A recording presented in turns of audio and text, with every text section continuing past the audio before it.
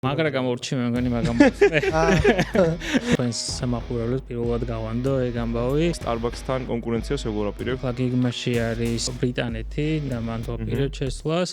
მგონი ძალიან ისეთი საუბარი გექნებათ კომპანიაში იმ მოცულობისთვის რაც მე ამას შეუძლია აკეთოს საქართველოს ბაზარში არ არის საკმარი. ეს რა შეიძლება რომ დავაპრო ფენომენია რატო ხდება ესე ხშირად? Starbucks შემოსვლა მიხარია ძალიან რა. შეიძლება არასწორი გადაწყვეტილება არის, რასაც ეხა მე ამაკეთ. მაგ რისკს მივდივართ, ეგ რისკი აღებული გვაქვს და შევხედოთ გაამართლებს თუ არ გაამართლებს.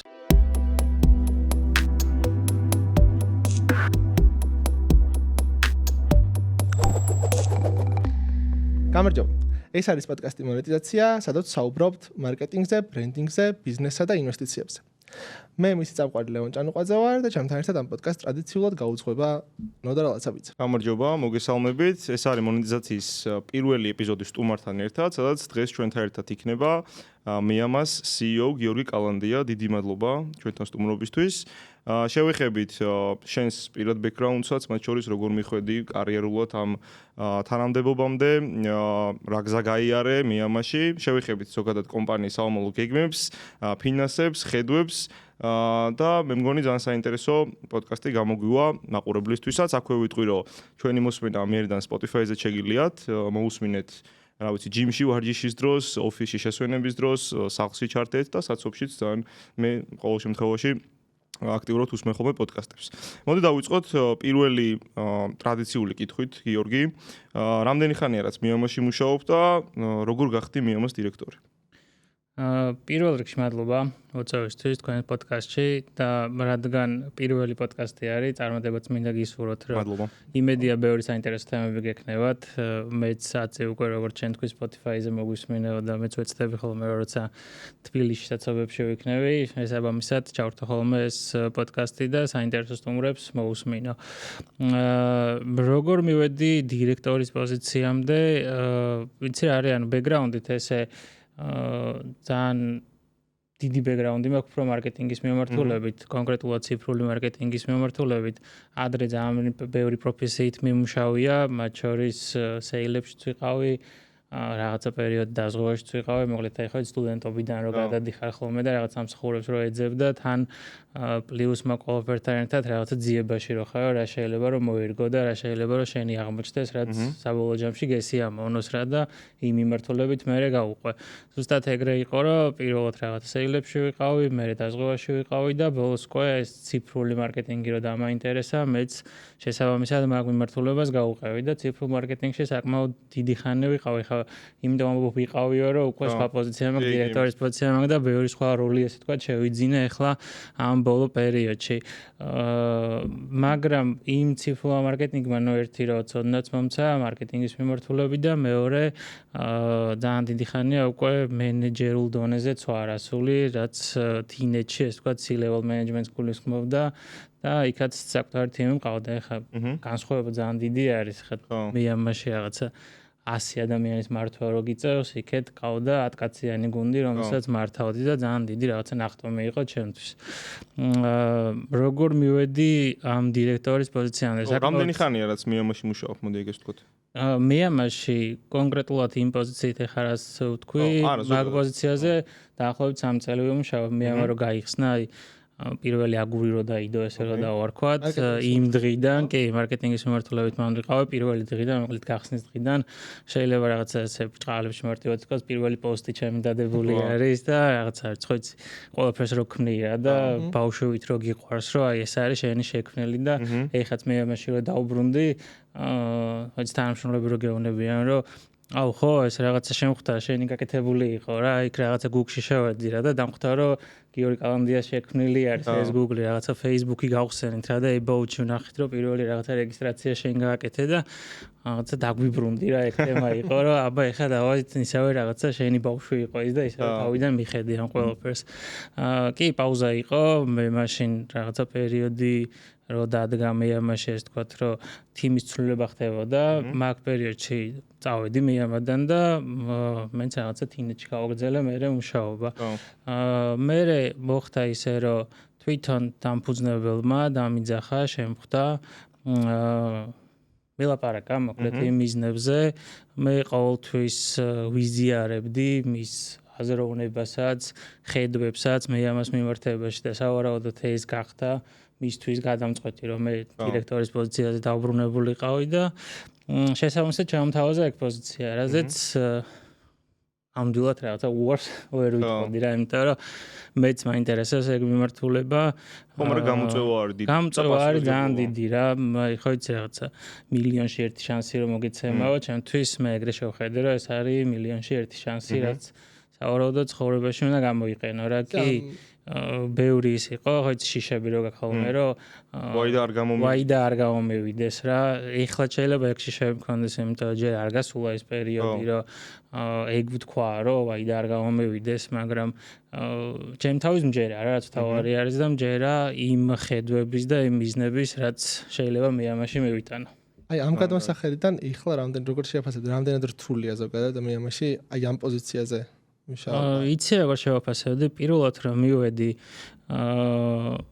რაღაცები სადაც ვიცოდი რა, იმიტომ რომ დიდი ხანი რომ მე ამაში ვიმუშავე 3 წელი იყო რა, რაც მე ამაში ეს თქვა ცოდნა და გამოცდილება დამიგროვდა.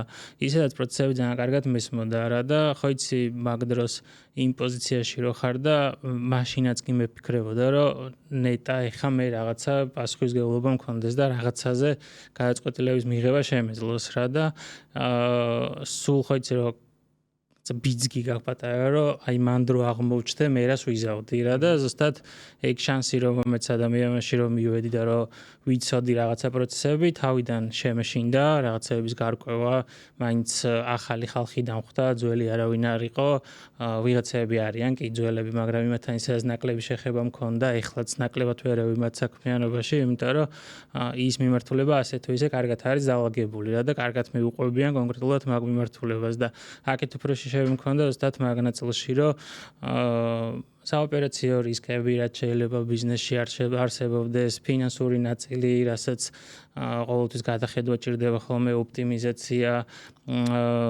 რაღაც ხარჯები უნდა არეგულირო რომ შესაბამისად ყველაფერი რაღაცა თანხმედრაში მოდიოდეს იმ გეგმებთან რაც მე ამას უნდა გქონდეს 20-26 წლისთვის და ბევრი რთული გადაწყვეტილებაც მივიღე მათ შორის ამ რაღაცა თვეინახევრის განმავლობაში რა ფაქტიურად ეგრე გამოდის რომ პოლიტიკას საკადროში ყველაზე ნაკლები ცვლილება იყო უფრო იყო ფინანსების ნაწილში რაღაცა cost cutting-ს რაც ეძახიან სადაც დავინახე რომ რაღაც თანხები ცუდად რო არ გამომდის ზედმეტად და ხო უაზროდ რა იხარჯებოდა ესე რომ დავარქვათ არაოპტიმალურად მისი cutting-ი ძალიან სწრაფად გავაკეთე რა იყო ისეთი кейსები როცა მაგალითად მარკეტინგული ბიუჯეტი არ იყო თანხმედრაში იმ ფინანსურ მოცემულობასთან რაც დაუშვათ მე ამას ქონდა რა და მაგიტო ანუ ზედმეტი იხარჯებოდა მარკეტინგში ხო?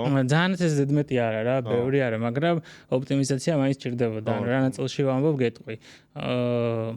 მარკეტინგმა როცა იცის რა ზუსტად რა ბიუჯეტი აქვს, მისთვის გადანაწილება უფრო მარტივი არის რა. ამას საკუთარი გამოცდილებიდან ვიძახე, იმიტომ რომ თინეთში მაგალითად ქონდა მთლიანი წლის გაწერილი ბიუჯეტი რა და შე როცა იცი რომ მთლიანი წლის განმავლობაში რაღაცა ბიუჯეტი გაწერილი, მაშინ უფრო სხვანაირად ფიქრობ რა, ფიქრობ სეზონურობაზე, ფიქრობ რომელ თინეთის кейზე ვამბობ, რომელ პლატფორმას უფრო მეტად ჭირდება ბიუჯეტი რა და ხო, მიაქცია ყურადღება და აქაც ანალოგიურად ეხლა როცა უკვე იციან რომ 2026-ში ეს არის მისი მარკეტინგული კოსტი, მარკეტინგმა იცის რომ ამას უნდა მოუფრთხილდეს რა და მიზნები რომელიც მას დასახული აქვს, ზუსტად იმ მიზნებისთვის უნდა გამოიყენოს და ძალიან ისეთი რაღაც მარტივი მაგალითი რომ მოვიყვანოთ, X ინფლუენსერთან თუ უნდა და ადრე ურთიერთობა, ეხლა დაფიქრდება მაგასთან ურთიერთობაზე, იმიტომ რომ იცის რომ ფული აქვს დასახარჯი და ვაი და ეს ფული შეიძლება სხვა რამეში გამოიყენო, რაც უფრო მეტად შედეგიანი იქნება.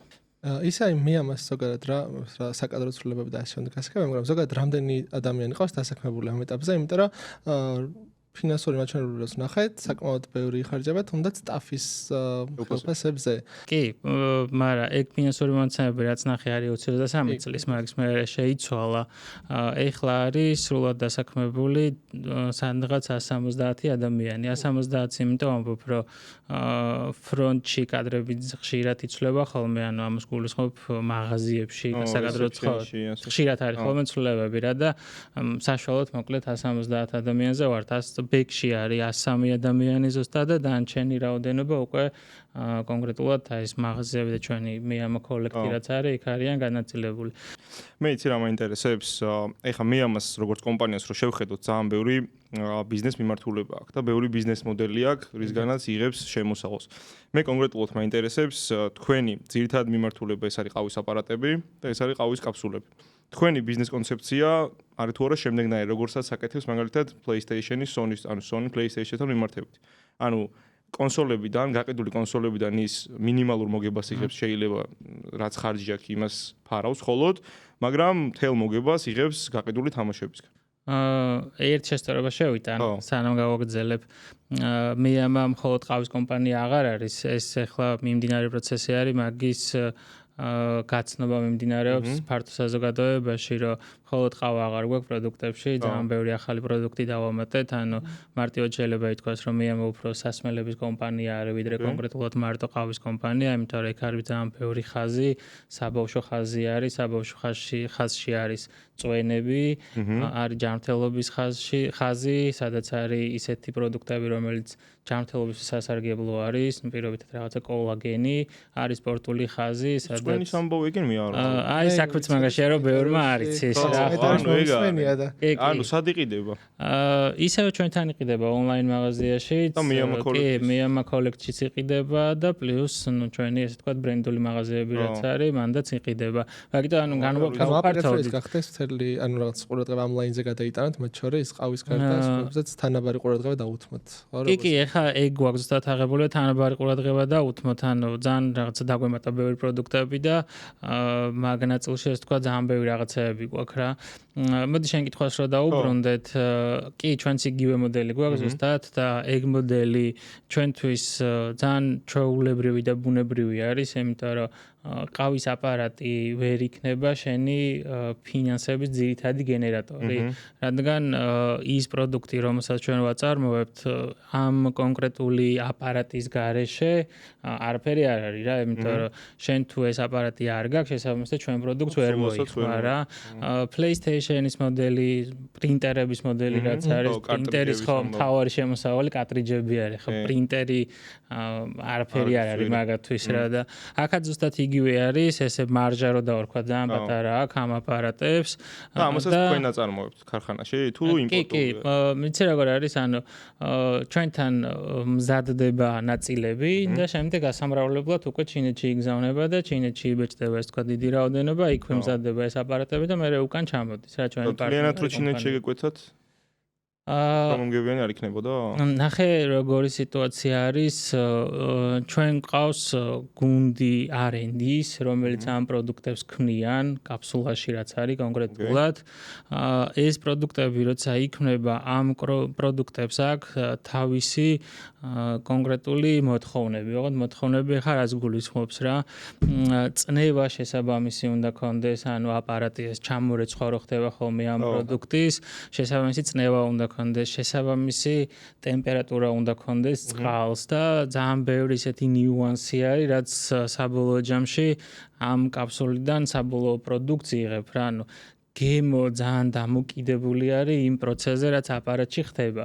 რადგან ეგ პროცესი ძალიან მნიშვნელოვანი არის და ჩვენი R&D-ის გუნდი ყოველდღიურად მუშაობს, რომ ეს შექმნას ეს ახალი პროდუქტები, მაგიტომაც გახდა ამ აპარატის უფრო მეტად აქ მოდელირება, ხო, რაღაცა ეს მთელი, ასე ვთქვათ, რაღაც შექმნა ამ პროდუქტის და მერე გამრავლება უკვე ჩვეულებრივად რაღაცა, რაც აი როგორც ეხლა როგორც აი Apple აკეთებს ზუსტად იგივენაირად, რომ მე უკვე გამრავლებ რა და უფრო რაღაც ხელმისაწვდომად ვებულობ ამ პროდუქტს რა და მაგიტომაც ეს აპარატი აქ იწარმოება. თან ის აპარატი, რომელიც ჩვენ გვაქვს, უნიკალური პროდუქტი არის, Versatile არის საუბარი.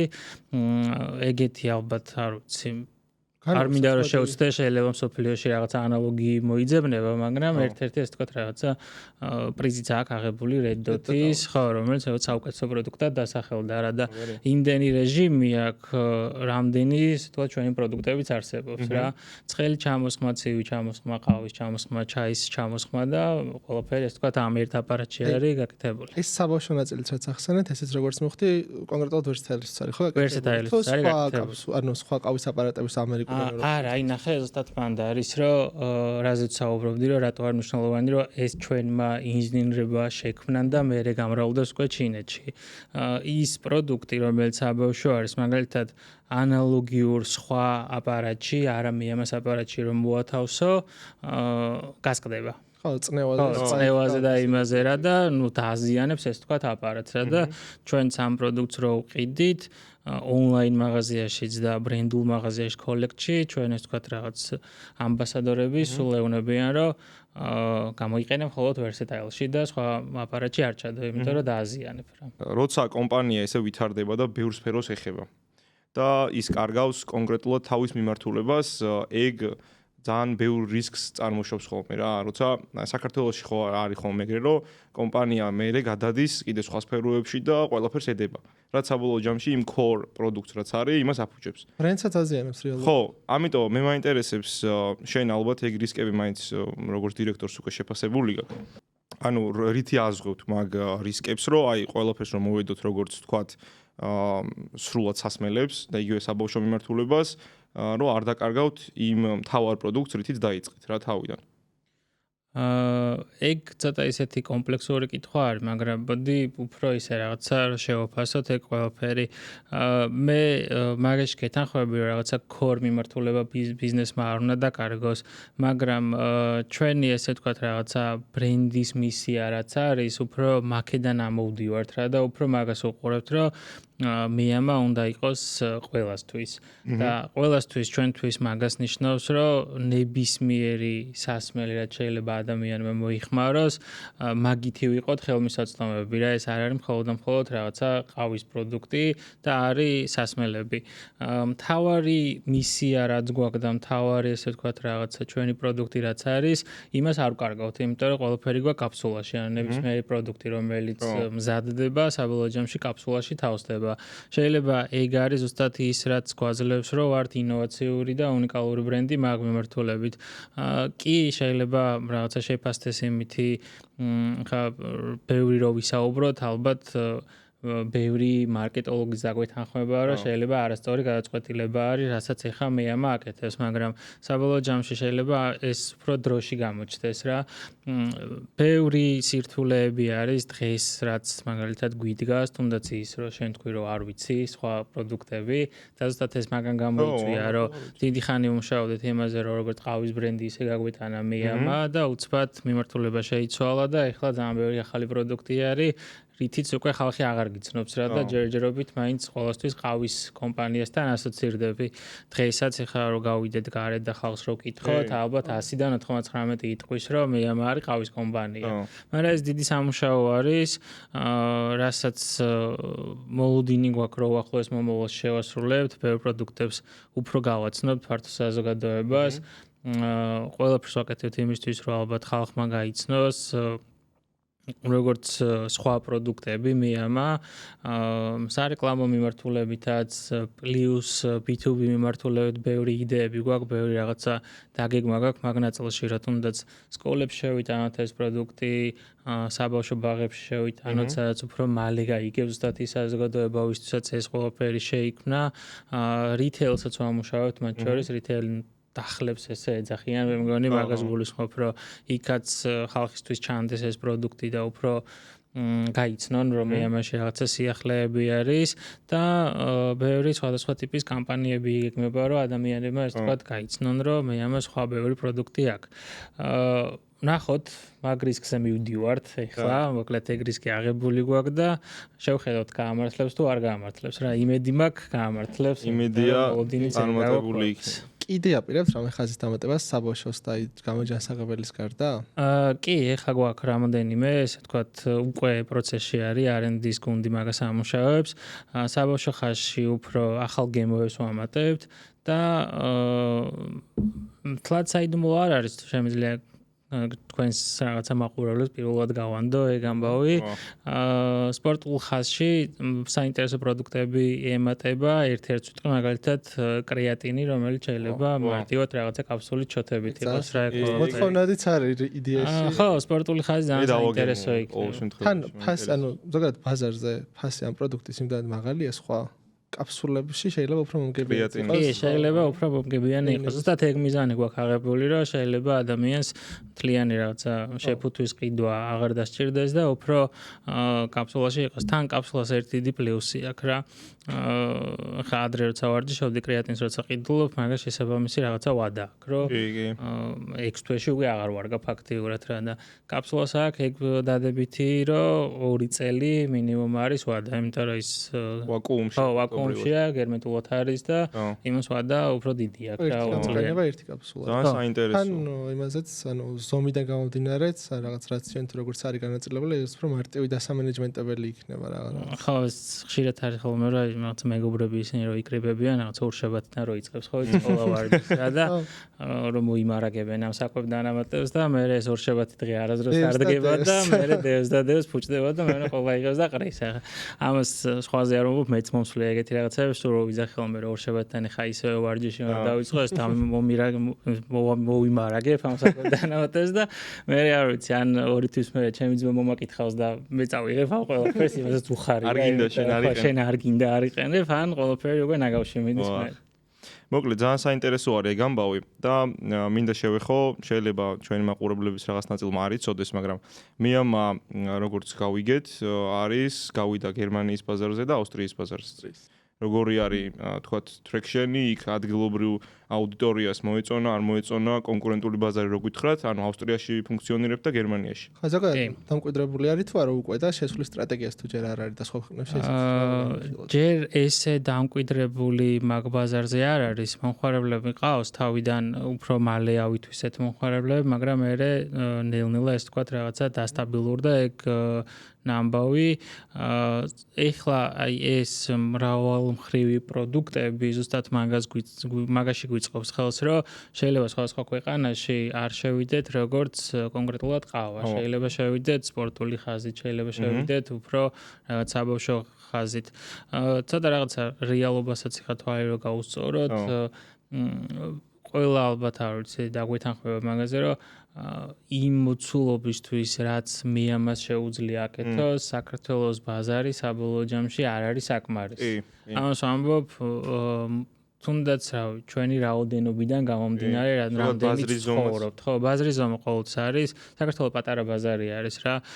ეს მარტო მე ამას არ ეხება, ეხა ნებისმიერი დიდი ბრენდებიც რო ავიღოთ, ძალიან ბევრი საქართველოს შემოსვლისგან თავს იკავებს, იმიტომ რომ ბაზრის კვლევა რო ჩაატარო, ეგრევე ხვდები, რომ ძალიან პატარა რაოდენობა არის რა.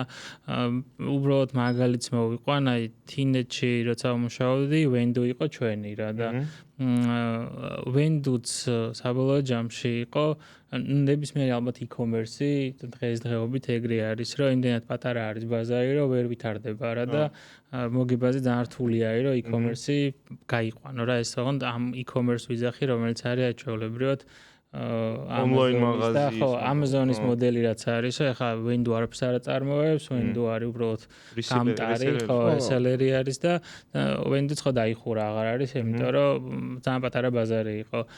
დანარჩენი ბაზრებიც ეხლა დანარჩენი ეს თქვა ბრენდებიც რო ავიღოთ, რომელიც საქართველოს შემოდის, ტემუც ალბათ რა ვიცი, შეიძლება ძალიან ბევრი ვიწერთ ტემუდან, მაგრამ ტემუს ფინანსებში რო ჩავიხედოთ, დარწმუნებული ვარ, რომ აქედან არაფერი მოგება არ ჩნდება. ისედაც წამგებიანია გლობალურ ბაზარზეც ხო ჯერ. ხო, ანუ ტემუზე ბევრი ჭორების დადის, რომ ტემუს თავარი ბიზნეს მოდელი არის ბაზების გაყიდვა, ხო, შეიძლება იყოს. შეიძლება რა ძალიან მაგარი ბაზები ექნება, დარწმუნებული ვარ, ხა მთელი რაღაცა არ ვიცი. ბოლო სამსახურების ამბავია. ყოფილა кейსები რატო არა რა. პირველი ხულობს ადამიანი ეგ იცი ზუსტად რა ტემუმ რა და ხა ეგ ბაზა რო დაამუშაოს, ძალიან მაგარი ბაზა აქვს რა და ბანკს რომ მისცეს, ალბათ ბანკი ძალიან გახარებული იქნება, იმიტომ რომ კრედიტს მისცემს რა, მოკლედ ყველას რომ ეცოდინება, რომ აი რას ყიდულობს და ხვალ რომ მობილური ჭირდება ან რაღაც кейსებს ყიდულობს, ეგრევე მარტივად განმოდებას გაუკეთებს რა.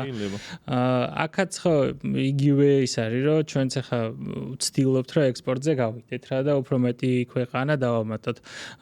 ბევრი მოდელები გვაქვს სხვათა შორის, ერთი რომ ჩვენი შევდივართ ბაზარზე და მეორე არის ჩვეულებრივად ფრენჩაიზის მოდელიც გვაქვს. ან ნებისმიერ პარტნიორ შეუძლება მოვიდეს ჩვენთან ფრენჩაიზის მოდელი თავიდან ბოლომდე მიუცეთ და მან ისე ჩაიბაროს მთლიანი რეგიონი. ხო, არ აქვს მნიშვნელობა. ნებისმიერ რეგიონი შეუძლია რომ ჩაიბაროს. ავსტრია და გერმანია კონკრეტულად თქვენი კი, მან კონკრეტულად ჩვენ შევდივართ, ეხლა გეგმაში არის ბრიტანეთი, ну, კერძოდ უფრო ლონდონი და მან ვაპირებთ შესვლას.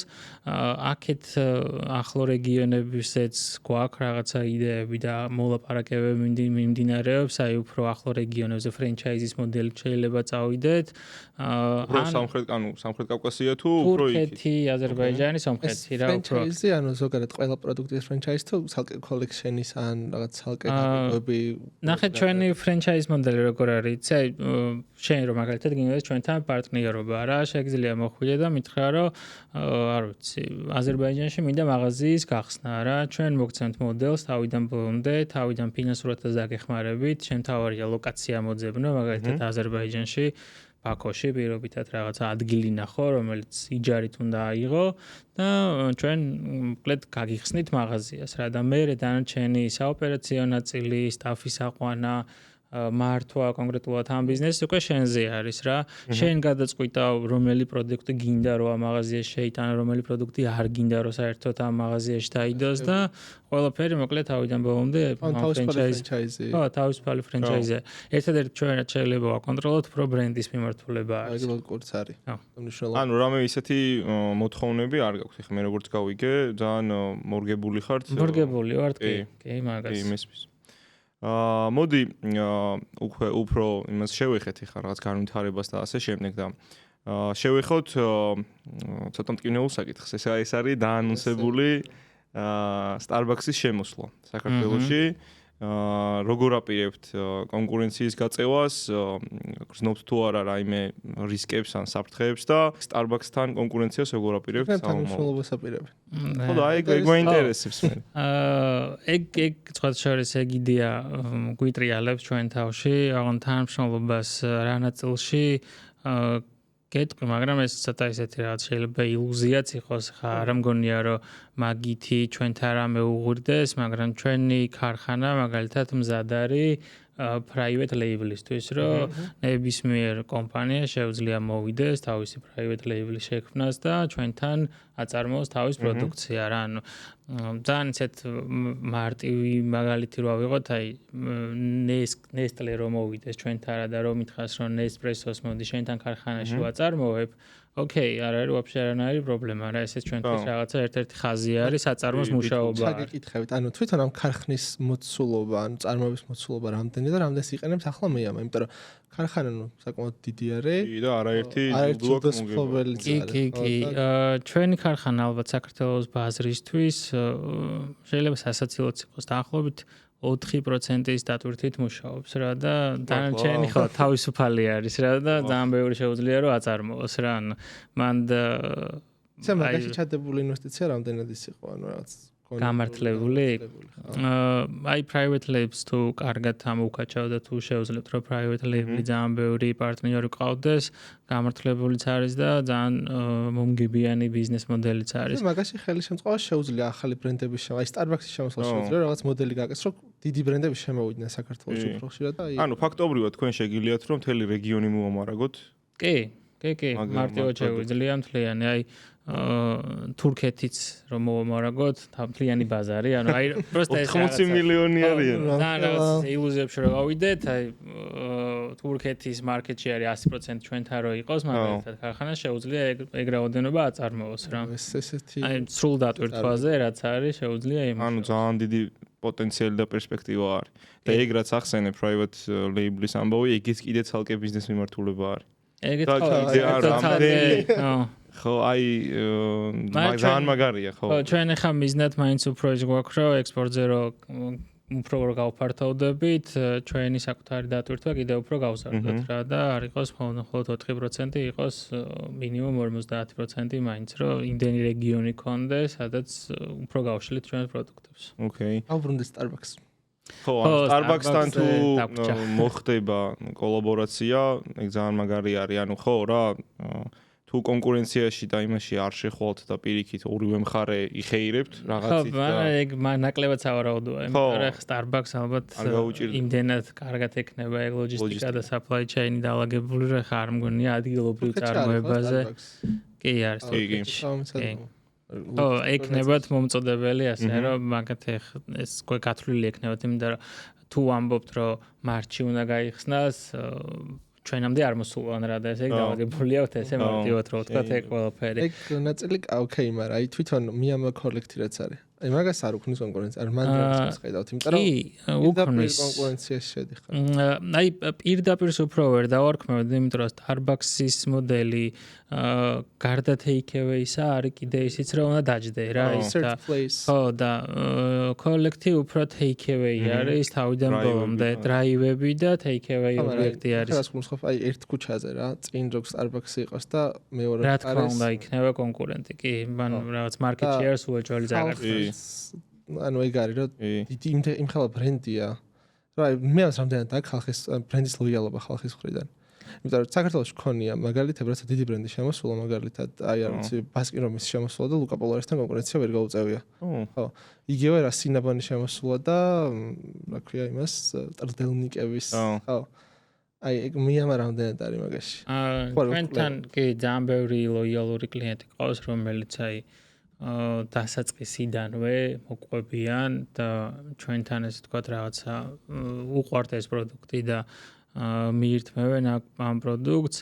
მე მგონია რომ მე მაგალითად არ ვიცი Starbucks შემოსვლა მიხარია ძალიან რა და მიხარია იცი რატო იმიტომ რომ ნებისმიერ ეგეთი ბრენდი რომელიც საქართველოში გამოჩნდება ძალიან ბევრი პლუსი აქვს რა ერთი რომ ქვეყანას ავითარებს და ქვეყნისთვის არის ძალიან მაგარი ამბავი მეორე რომ ბაზარს არ ვითარებს და ბაზარს არ ვითარებს რა ნაწილში გულისხმობ გეტყვი კონკურენციის ჩანსაკონკურენციის კონკურენცია შენ უფრო მოდუნებული აღარ ხარ და უფრო მეტად რაღაცებზე ფიქრობ ტონუსში ხარ და ბაზრის განვითარებაში კიდე იმას გულისხმობ რომ ადამიანის რეცეპტორებსაც ავითარებს რა ანუ შესაძლებელი რომ რაც უფრო მეტი გაქვს ვით უფრო ფიქრობ მე რომელი მოგწონს შენ რა და რომელი არის შენთვის უფრო მეტად სასურველი ყველაზე ცუდი ალბათ არის რომ როცა ერთი არის მარტო რა და ხო სხვა არაფერი არის ალტერნატივა როცა არ გაქვს შენ არიცი ის პროდუქტი რეალურად კარგია თუ ცუდია რა და როცა ალტერნატივა არსებობს მე გაქვს შესაძლებელი რა და ეგ ძალიან მაგისტვის ანუ მაგაში და ის ხართ რა ქვია თავდაჯერებულები ხართ რომ ხარისხში Starbucks აჯობებთ კი ხარისხში ნამდვილად დარწმუნებულები ვართ ჩვენ არაერთი ტესტი ჩაგვიტარებია ჩვენს პროდუქტზე ისევე რაღაც ყავაზე რო ველაპარაკოთ რადგან Starbucks-ში კი ბევრი პროდუქტი გვაქვს ჩვენ სხვა მაგრამ მოდი ყავას რო დავუბრუნდეთ გრეიდებს აქვს ძალიან დიდი მნიშვნელობა ყავაში რა აი ეს ყავის სომალიები მაგას ყველაზე კარგად აფასებენ ხოლმე და არის კიდე ნუ ესე ვთქვათ რაღაცა international grading-ი ამ ყავის ხარისხის ჩვენ მაგალითად თუ ყავის გრეიდი 90-ზე ნაკლები არის ეგეთ მარცვალს საერთოდ არ ვყიდულობთ აქ მაქვს საუბარი მწვანე მარცვალზე აი მე როცა ადრე ვიყავი Miyama-ში, მაშინ ტესტი ჩატარდა. ჩვენ ვიყავით მეორე ადგილზე, ხა პირველ ადგილზე ვინ იყო იმ კომპანიას უბრალოდ ვერ ვიხსენებ და Nespresso იყო მეოთხეზე. გრეიდინგით ჩვენ ვაჯობეთ რა და მაგიტომ ამბობ რომ აი Starbucks-ის შემოსვლა პირიქით შეიძლება ჩვენთვის ძალიან კარგი იყოს რა იმიტომ რომ ადამიანები როცა პროდუქტებს შეაფასებენ და მიხვდებიან გემოზე სხვაობებს შეიძლება უფრო მეტადაც მეამა დააფასონ რა და არც მაგას არ გამოურიცხავ მოკლედ კი რაღაც ნაწილში კონკურენციას აჩენს და სავარაუდოდ დაგვარტყავს კოლექტის მიმართულებით, ვიღაცებს დაგვარტყმევს, მაგრამ შეიძლება ვიღაცები პირიქით აქეთ უფრო მეტი შეგვძინოს რა ადამიანები, რომლებიც შეაფასებენ მას, რომელი პროდუქტი ურჩევნია. ხო.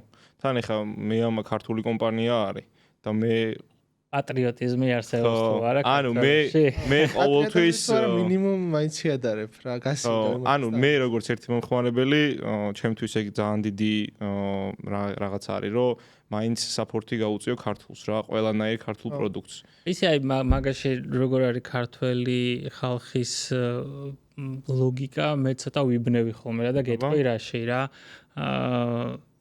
ზოგჯერ უფრო მეტად მესმის ხოლმე, რომ ქართული უხარისხოსთან ასოცირდება. ხო, ეგ არის პრობლემა. ეგ აქვს რატომღაც არ ვიცი, დალექილი გონებაში, რომ თითქოს ქართული არის უხარისხო, მაგრამ იმედია ეგ ყველაფერი არ ვიცი, ახალ თაობაში უფრო შეიცვლება და უფრო დააფასებს, იმიტომ რომ ახალი თაობა უფრო ბევრ სტარტაპებს აკეთებენ და უფრო ცდილობენ რაღაცა ხარისხიანი პროდუქტი შექმნა, როგორც IT მიმართულებაში, ისე რიტეილის მიმართულებაში და იმედი მაქვს ქართველებიც ესე ვთქვათ შევცვლით ამ ყველაფერს რა და აღარ ვიტყვით რომ ქართული უხარისხოსთან ასოცირდება. რავი ღვინოც რო ავიღოთ, ჩვენ ღვინოზე გიждდებიან რა უცხოელები. აუ, მაგრამ ქართველები ვიძახით რომ შაქრი ავიღოთ. ხო, ქართველები მაგას ვიძახით რა და აი კოკაკოლაზე ხო არის кейსი რომ ვიღაცა უცხოელში რო დალევს კოკაკოლას, იმის გემო არ მოსწონს რა და მე რა უცხოელები ჩვენთან რო ჩამოდიან და კოკაკოლას რო დალევენ, გიждდებიან რა, იმიტომ ჩვენ რაღაცა წყალი გვაქვს ძალიან კარგი რა და ხელს გვიწყობს რომ კარგი პროდუქტი ვაწარმოოთ მაგნაწილში და იმედი მაქვს მოკლედ ეგ არ ვიცი მენტალობა და ვარქვა მაგას თუ რა არის. ხო, რაღაცა გამოცდი. მომხმარებლის ცნობიერება და ექსპერტი ხო გამოცდილება. ცნობიერება კი არა, ანუ მაგასაც ხო ლოგიკური მიზეზი აქვს, რომ ანუ აქ ქართული ინა სტარტაპი, ინა პროდუქტი, რომელიც შეიქმნა და ამ ბაზარზე დაიწყო, ფეხი აიდგა და აქ და ფეილდა.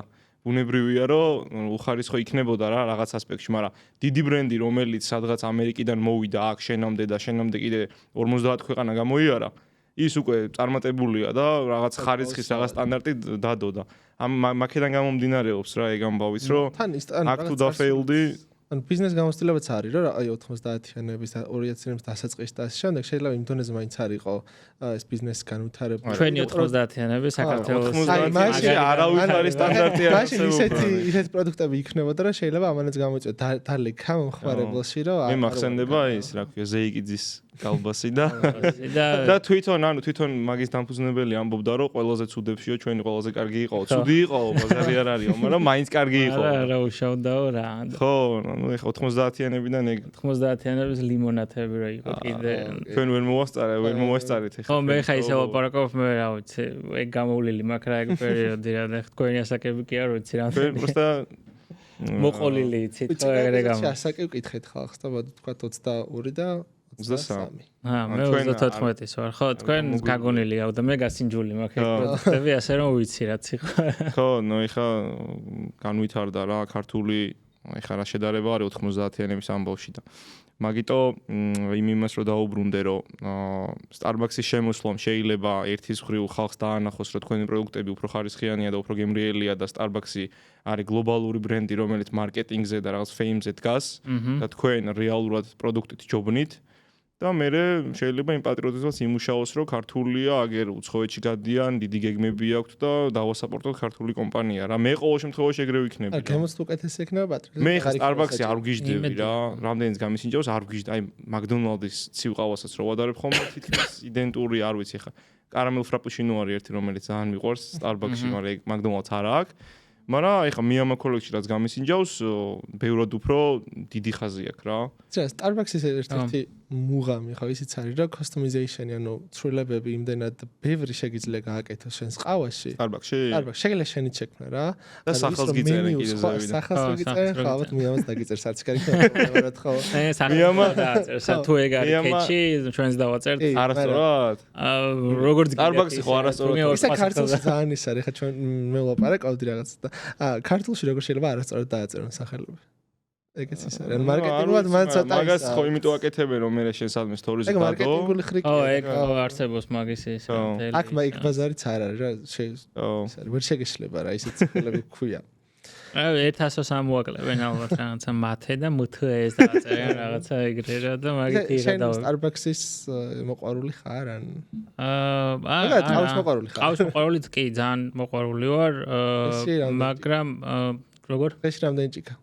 აუ ძალიან ბევრი ალბათ არ ვიცი ზოგჯერ შეიძლება 12-ზეც ავიდე რა და ჩემზე არაფერზე მარტო მე CEO-ობა არ არის ანუ ყავა მართლა ძალიან მიყვარს და კი ყავისტი ვარ რა და უბრალოდ მე მიყვარს ძალიან ძლიერი ყავა რა იმიტომ რომ იმდენად მიჩვეული ვარ ყავას რომ ვაფშე აღარ აქვს არანაირი მართლა ხო აი შემიძლია ძილის წინ დავულიო ჩვეულებრივად რა და ხელი არ შემიშალოს საერთოდ რა ყავამ რა და თან ძლიერი ყავა მიყვარს და თან სუფთა ყავა მიყვარს რა აი კაპუჩინოს ლატეს და მსგავს რაღაცებს ვსვავ, მაგრამ ძალიან ამერიკანო და ესპრესო გირჩევ. უფრო ესპრესო კი და ნუ ლუნგო არის კიდე უფრო ისეთი რაღაცა ესპრესოს დამატებული ოდნავ წყალი რა. ან რაღაც დაბლ ესპრესო ძალიან მიყვარს ესპრესო ჩვეულებრივად, ან უფრო ძლიერი ყავის მიყვარული ვარ. ხო, მაგრამ ეხლა თუ შე რეზისტენტული ხარ და ეფექტს აღარ ახდენს, ლატე. მართლა? ხო. ყავის გემო. ესპრესოს მე გემო არ მიყვარს, პროსტა გამოფხიზლებ რომ მინდა ტონუსში მოსვლა, მაშინ დავკრავ ხოლმე. მე არაფერი არ მოფხიზლებ საერთოდ, ან ვარ გამოფხიზლებული, ან არ ვარ. ეგ არის ხო არაფერი. მე არც მიყვარს, მაგრამ როცა ვსახო საერთოდ არ მოქმედებს ისედაც და ასედაც. ჩემზე მოქმედებს ნახდა. შემიძლია დავულიო დღის, ანუ არა, ბევრზე მოქმედებს, აქ გულსაც უჩქარებს და ამბერსა და ხო. და ისედაც ყავა საბოლოო ჯამში ძალიან ჯანსაღი პროდუქტი არის, მაინც. კი. როგორც ასეთი, ჯანსაღად მოხალული და დანამატების გარეშე, ეგეც ხო ანუ ხსნადი ყავები და ის არომატიზატორებია სარგებლო. მაგრამ ნუ ხსნადი ყავა ხო იცი საქართველოს ძალიან პოპულარული არის, მაგრამ რეალურად არის ხო რომ ხსნადი ყავა ძალიან იდეაში ყავის აი ნარჩენებისგან გედება ხსნადი ყავა რა და რეალური ყავა რო რჩება და რაც მე უკვე ყავის მარცვალში არის ან დაფქულ ყავაში არის, ის არის ნამდვილი ყავა რა და ის არის ნარჩენები რა მოკლედ ყავის რა და არაფერი იმას დადებით და არაფერი კარგი არა. ხსნადი ყავა აი საიდან შევაგდოთ ის მარცვლები? ძალიან ბევრი ქვეყნიდან, ბრაზილიიდან, კოლუმბია. ცალ-ცალ ყველა კაფსულას ალბათ თავისი ის ექნება ხო? თუ რაღაც უბრალოდ ან შეზავებები არის, ან ყველა კაფსულას თავისი ეს თქვათ რაღაცა ნაზავები აქვს. შეიძლება ორი ქვეყნის მარცვალი ერთმანეთში იყოს შეზავებული, ის გემოები უკვე დასმული არის ჩვენი R&D-ის გუნდის მიერ და უბრალოდ როგორ არის, ან მოსავალსაც ძალიან დიდი მნიშვნელობა აქვს რა, არის ხოლმე შემთხვევები, რომ კონკრეტული ქვეყნიდან არ წამოგვიღია, ზუსტად იქიდან გამომდინარე, რომ ჩვენ რაღაცა ეს სტანდარტი გვაქვს, რომ გრეიდებს აუცილებლად ვამოწმებთ რა. ხო და მაგას როგორ ამოწმებთ? ანუ რაღაც სატესტო მოდის, აქ ამოწმებთ და მე ლაბორატორიულად მოწმდება და გრეიდი ენიჭება ამ შესაბამისად ყავის მწვანე მარცვალს რა. ლოჯისტიკურად რამდენად რთული არის ზოგადად აი ყავის კომპანია, იმიტომ რომ აქ თუ რამე იწარმოება ყავა არ ვიცი საერთოდ მოდის მოსავალად, მაგრამ მოსავალად არ. ხო, ლოჯისტიკურად ძალიან რთული უნდა იყოს ამდენი ქვეყნიდან. არ არის რთული საერთოდ რა, ანუ ეგ ყველაფერი ხა ეგ ლოჯისტიკა აქ მარტო მე ამახო არ უკვეთავს, ანუ მაგ მარცვალზე არის ესპრესოც და რავი მე მგონი მსოფლიოს ეგენი ამარაგებენ ბრაზილია, კოლუმბია, ეთიოპია არის. მანდ მოდის მარტო ყავა რა, ხან იმასთან ყავა რო იტალიასთან ასოცირდება, იტალიაში ყავა ვაფშე არ იზრდება რა და არაფერი ანუ ეგ არის შემოტანილი რაღაცა პროდუქტი. ისე რომელი კაფსულა გიყურს ყველაზე მეტად მე ამას? რომელი არის? ჩემ ფავორიტი სანამ გამოუშვებდით 0.9-ს, მანამდე იყო 0.8. 0.8 ითვლება და ყველაზე ძლიერ ყავათ რა მე ამას პროდუქტებში ამას ამბობ ესპრესოს პატარა კაფსულებში და როგორც კი 0.9 გამოვიდა მე 0.9-ზე გადავედი იმიტომ რომ კიდევ უფრო ძლიერი იყო და აი სიძლიერეზე არ მინდა რომ ვინმე შეცდომა შევიყვანო სიძლიერე ზოგადად რატომღაც ასოცირდება კოფეინის შემცველობასთან და სიძლიერე მაგასთან არის და სიმწარესთან უფრო ასოცირდება სიძლიერე რა და თორე შეიძლება ძალიან მწარე იყოს მაგრამ კოფეინი ძალიან ცოტა კონდეს რა და კი სხვა პროდუქტს უფრო მეტი კოფეინი კონდეს. მაგით ჩემთვის აი სიძლიერე ზუსტად სიმწარესთან ასოცირდება რა და 0.9 უფრო მომწარო არის რა და მე მაგითთან 0.9 უფრო ეს რაღაც ფავორიტად დღემდე ეს ჩემი ფავორიტი არის. მაგრამ ეხლა არ ვიცი მე თუ გასინჯოთ ყავალატე არის კიდე ახალი პროდუქტი რომელიც ნურძიანი არის. და ეგეც ძალიან მომეწონა რა, ანუ მაგასაც კაფსულის. ხო, დღეში ერთხელ შეიძლება ეგეც დავლიო, კი კაფსულის. უბრალოდ ეგ დიდ ფორმატში არის, დიდი კაფსულაში. ხო. თალას 2 წლის წინ, აი 1 წლის წინ ალბათ უფრო დაანონსდა მე ამას ქარხანა ლუქსემბურგში. დაანონსდა, ნუ ინტერვიუში ითქვა მოკლედ ერთ-ერთი. ეს რამდენად რეალობას შეესაბამება, არის თუ არა საჭიროება და ითქვა რომ ეს ქარხანა უნდა ყოფილიყო ჰაბი ევროპულ და ამერიკულ ბაზარზე გასვლის. მაგრა გამორჩი მე მგონი მაგამ მოსწე. მიამას დირექტორმა ჩვენგან გაიგო მიამას ხალხი რაღაცა. დაახლოებით ხვდები ხარ რაც ლაპარაკობ რაღაცა ინტერვიუ იქნებოდა სავარაუდოდ დირექტორის, მაგრამ არ ვიცი. დირექტორები რატო იცოდნენ ინფორმაცია მაგრამ ეს საინტერესოა. სულ ალბათ 2016 წლიდან არის დარეგისტრირებული მიამა, 2018 წლიდან უკვე ქარხნის მშენებლობაზეა და 20-დან არის დაიწყო პირველი გაყიდვები და ამ პერიოდში ბევრჯერ შეიცვალა აღმასრულებელი დირექტორი. თქვენ ხართ ახლა იმედია რომ წარმატებით ხანი. ეს რა შეიძლება რომ დავაბრალოთ, რა ფენომენია, რატო ხდება ესე ხშირად ცვლა? მარტივი მიზეზი არის ეს, ანუ როცა რაღაცა დირექტორს კონკრეტული ეს თქვა დავალება აქვს shareholder-ისგან და მის ხედვებს უნდა იზიარებდეს, სადმე თუ გადახვევა ხდება ხოლმე ხედვების, shareholders შესაბამისად სურს, რომ მის ხედვებს მიუყვებოდეს დირექტორი და ჩემი აზრითაც ალბათ მაგიტო იყო ეს დიდი ცვლილებები, რაც ხშირად მოხდა, ესე თქვა მეამაში და ზოგი უღებს ამ ყველაფერს ალღოს, ზოგი ვერ უღებს რა ეს ჩვეულებრივი მოვლენა არის და რაღაცა შეიძლება ძალიან ისე ვიძახი ხა, მაგრამ შეიძლება ვიღაცა მაგარი დირექტორი იყოს სხვა კომპანიაში რა და მენეჯმენტი ასე თქვა ყველაფერი კარგად კონდეს დაალაგებული, მაგრამ თავარი მაინც არის ხედვა რა, საერთკენ მიდის მეამა და რა გიგმები აქვს ეს თქვა დასახული რა და იმ ხედვას შეიძლება თავიდან ადამიანი ფიქრობს, აი მეც შეიძლება ახლა დღეს აკროზე ვარ, დღეს შეიძლება ფიქრობდე რომ ამ ხედვას ყველაფერს განვახორციელებ, მაგრამ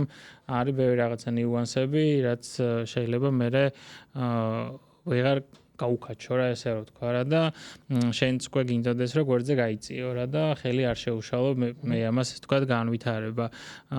საბოლოო ჯამში მაინც რაღაცა ხედვები რაც არის shareholder-თან თანხმედრაში უნდა მოდიოდეს რა და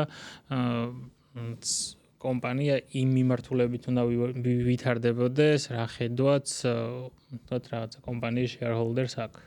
მის კი მაგაში გეთანხმები. ერთსაც დავამატებ და მე გადავიდეთ თამაშზე. ხო. იმიტომ რომ მე მაგალითად ისე რაღაც ქართულებას ავითმაკ ხოლმე, რომ ქართულ და ზოგადად არ ამარტო ქართულ ზოგადად ბიზნესში რაღაც ასაკი მაინც ასე თუ ისე არის მნიშვნელოვანი.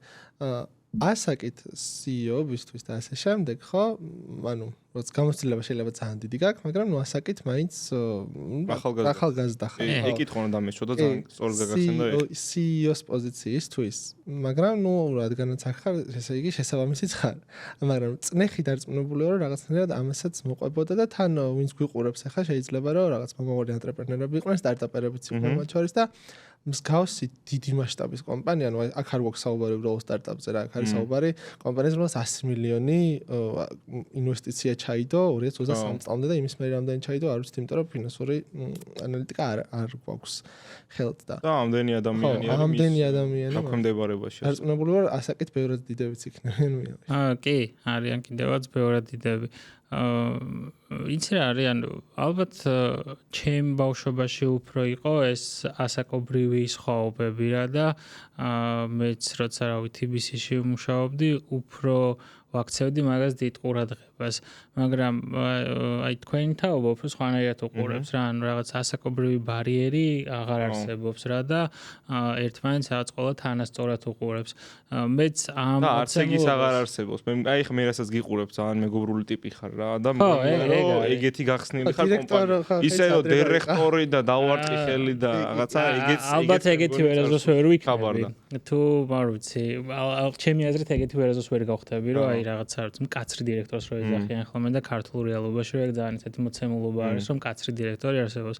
მე უფრო აი ჩემ ყოველდღიურობა რო გითხრა, ანუ მე ამაში როგორი არის რა, შეიძლება ერთ დღეს კაბინეტში ვიჯდე და რაღაცას ვაკეთებდე, მაგრამ მეორე დღეს მთლიან გუნდთან ერთად მაგიდაზე დავждე რა და ბევრ რაღაცაზე ვისაუბროთ, აზრები გავცვალოთ და მასთან ერთად ვიმუშაო რა, ანუ არ მაქვს ის მომენტი, რომ ხა დირექტორად მოვედი და მოდი რაღაცეები საერთოდ რა ვიცი, არ გავაკეთო რა, იმიტომ რომ არ მევალება რა, ანუ ის რაც მომწონდა და მიყვარდა, იმასაც დღემდე მე ამაში ვაკეთებ რა, ანუ მარკეტინგში ჩართული ვარ, ციფრული მარკეტინგი ძალიან ბევრ რაღაცებს ჩემით ვაკეთებ, e-commerce-ის ნაწილში განვითარებაზე თანამშრომლობს პირიქით რაღაცა მე მიმაქვს ხოლმე იდეები, მოდი ახლა ეს ხო არ გავაკეთეთ, ის ხო არ გავაკეთეთ და სულ ვცდილობ ხოლმე რომ ადამიანებს ხელი არ შეუშალო რა და ეგ არის ჩემთვის ძალიან მნიშვნელოვანი რომ ვიღაცა თუ მოკყავს კომპანიაში და ავალებ რომ აი აბარებ უფრო ესე რომ შენ ხარ არ ვიცი CMO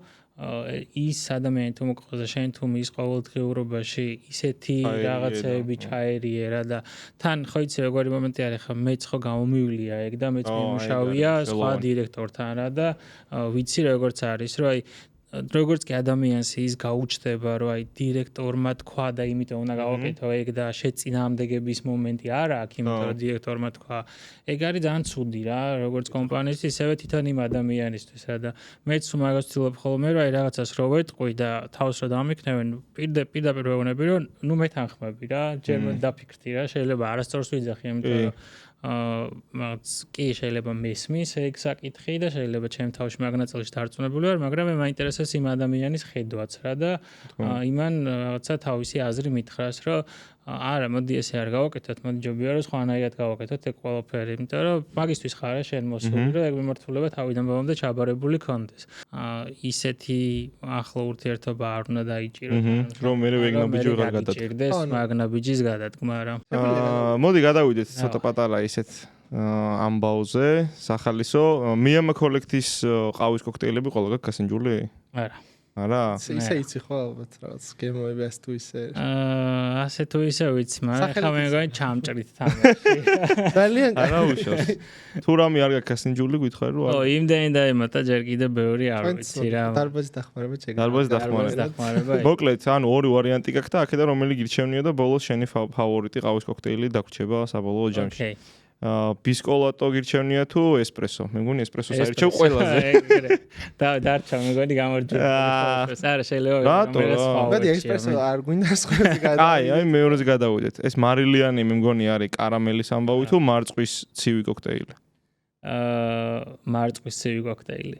მარწყვის ცივი კოქტეილი თუ ფრაპე კარამელით? კარამელ ფრაპუჩინო არის ეს ალბათ. ფრაპე. ფრაპე. შოკოლადის ფრაპე თუ კარამელის ფრაპე? ფრაპე. ფრედო კაპუჩინო თუ ფრაპე? ფრაპე. ცივი ამერიკა თუ ფრაპე? ცივი ამერიკანო ალბათ. ხო, ეგრე ქვია. ცივი ამერიკა. საიტზე ესე გიწევს. გასასწორებელი არის. აი! დეველოპერებო. დღეს ვამბობდით რომ ქართულად საერთოდ ისე წერია რა, ცოტა ვერ მე მგონი ძალიან ისეთი საუბარი გექნებათ კომპანიაში დეველოპმენტის გუნდის. გასასწორებელი კოპირაიტერი. ცივი ამერიკა, როგორც წერია, თუ ცივი ამერიკა. მე მგონი იცი რა თემა არის რომ აიყურე წერტილის მერე ნო იმიტომ რომ ეს ნახე ცივი კარამელი უნდა იყოს მაშინ ცივი ამერიკანო დააჭირო მე მგონი ეხა ამერიკანო გაიხსნება აი გაიხსნა თუმცა მაინც ასეთ პლატფორმას ქონია მაშინ შეიძლება დასაპატარებელი არის ხო UI UX-ი უფრო UX-ის ამბავი ცივი ამერიკანო თუ ცივი კარამელი ცივი ამერიკანო ცივი კარამელი თუ ცივი ლატე ამერიკანო ცივი ამერიკანო თუ ცივი მოკა? ამერიკანო. იმიტომ რომ ეგ გორ 0 შემოდის ყავის გემოს ჩემთვის აფ. ბუსტერი თუ ელექტროლიტის? ბუსტერი. ბუსტერი თუ ცივი კოწახური? სხვადასხვა ცივი კოწახური ძალიან გემრიელი არის. აი ჩემ ბავშვობაში რომ კამფეტები იყო კოწახური ზუსტად მაგის გემო აქვს, მაგრამ ბოდი ამ შემთხვევაში მაინც ბუსტერი დავტოვოთ რა. ბუსტერი იცით რომელი პროდუქტი არის, არ გაგისინჯაოთ თუ არა? არა, არ მიერა. ბუსტერი მოკლედ არის, აი ძალიან მაგარი პროდუქტი არის იმ ნაწილში, რომ ჯანსაღი ენერგეტიკული არის რა. ანუ აი Red Bull XL-ი თუ დაგიგლევია, ზუსტად მაგის გემო აქვს, ამან არის თავიდან ბოლომდე ჯანსაღი. მართლა? არაფერი მეტი არა, შაქარიც არა აქვს და ცოტა დამატკობელი აქვს, მაგრამ ნატურალური ეს თქვა დამატკობელი. ძალიან მაგარი. ბუსტერი საინტერესო. ბუსტერი მოვინიშნოთ. ბუსტერი თუ ნალექიანი ყავა? ნალექიანი ყავა. ვა.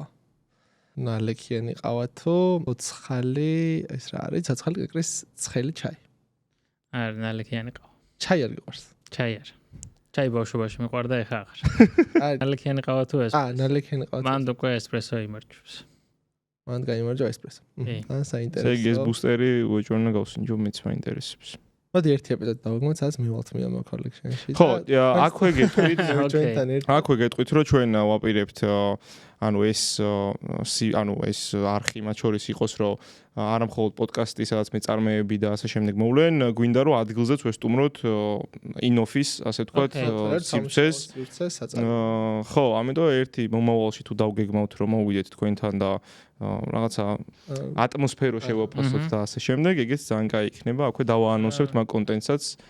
ამას ოფისში ნამყოფი, ალბათ აუცილებლად უნდა მოხვიდეთ. მე არ ვარ ნამყოფი. გვინდა რომ მოვიდეთ და თან ცოტა შიგნიდან შევხედოთ, იმიტომ რომ მარტო კაფეს არ. ნუ ეგ ოფისი ჩემი გადმოსახედიდან, რა თქმა უნდა, ამას არ ვამბობ, არის, ნუ სასწაული არის რა, შიგნიდან. ანუ გვიმასპინძლებთ? აუცილებლად. თქვენ როცა მეტყვით და დაგიგმავთ, ესე ვთქვათ, იქ მოსვლას აუცილებლად გიმასპინძლებთ კი. მაშინ ნელ-ნელა წავიდეთ დასასრულისკენ და ერთ-ერთი ბოლო კითხვა მექნება. დღეს არის 7 დეკემბერი 2025 წლის.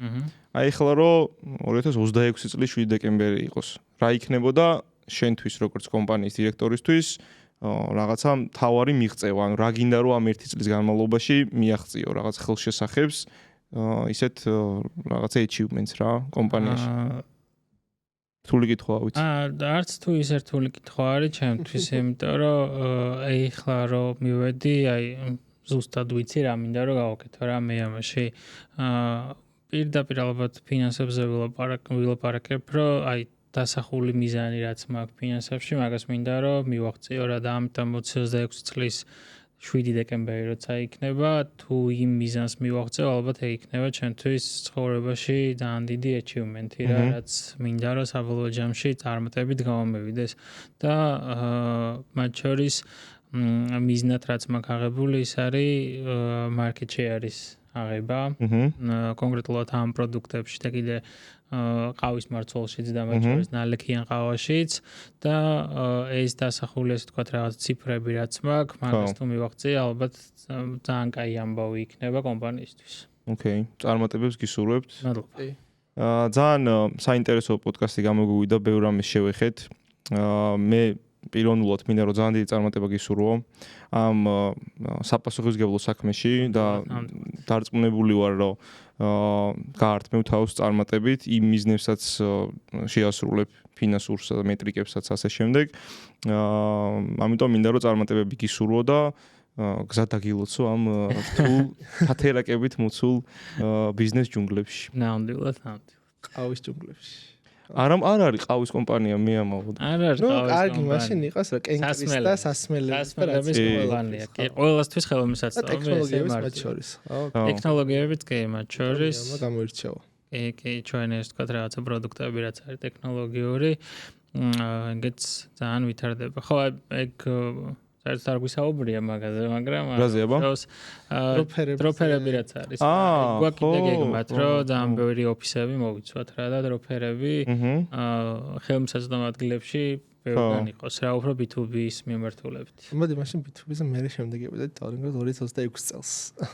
აი 2026 წლის 7 დეკემბერში და საინტერესო იქნება, საკითხება მაგ დროს უკვე მეა. კი, ეგ მართლა საინტერესო იქნება. ამიტომ თქვათ და გავაკეთოთ ეგ ამბავი.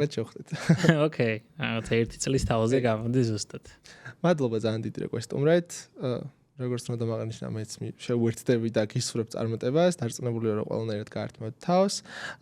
მადლობა რომ ესე გახსნათ გვესაუბრეთ ყველაფერზე.